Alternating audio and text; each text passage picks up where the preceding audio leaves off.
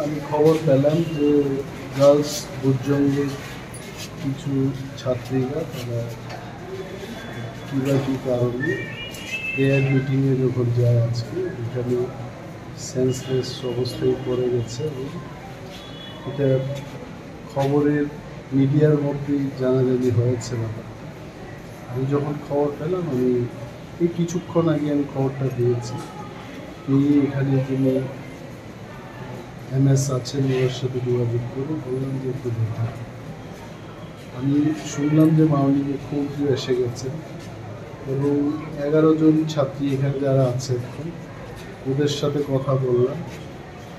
ওদের প্রায় সবারই একই অবস্থা যে একটু হেডেক এবং বুকের এই জায়গাটাতে একটু ব্যথা বা জ্বলন এই ধরনের একটা প্রবলেম আছে। আমি ককবরকে বলেছি সমস্যা।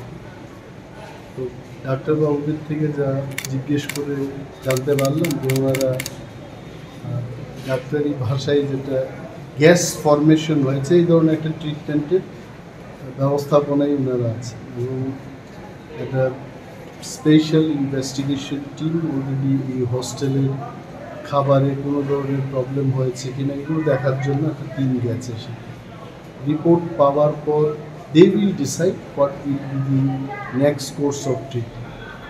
তো ডাক্তারবাবুরা এখানে আছেন। আমি বললাম কোনো লেভেল অফ ডেঞ্জার এটা কতটুকু আছে, বলছে যে দে আর আউট অফ ডেঞ্জার, ওনাদের বক্তব্য, এটা আমার বক্তব্য না।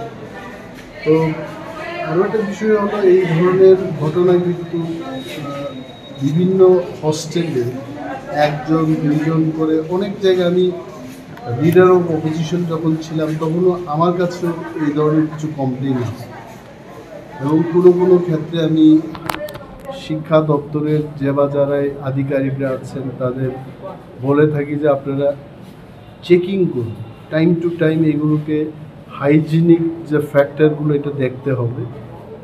যদি এটা খাবার কোনো বিষয় হয় এক্ষুনি তো কিছু বলতে পারবো না। মাননীয় মুখ্যমন্ত্রী অলরেডি একটা ইনভেস্টিগেশনের জন্য অর্ডার দিয়েছে।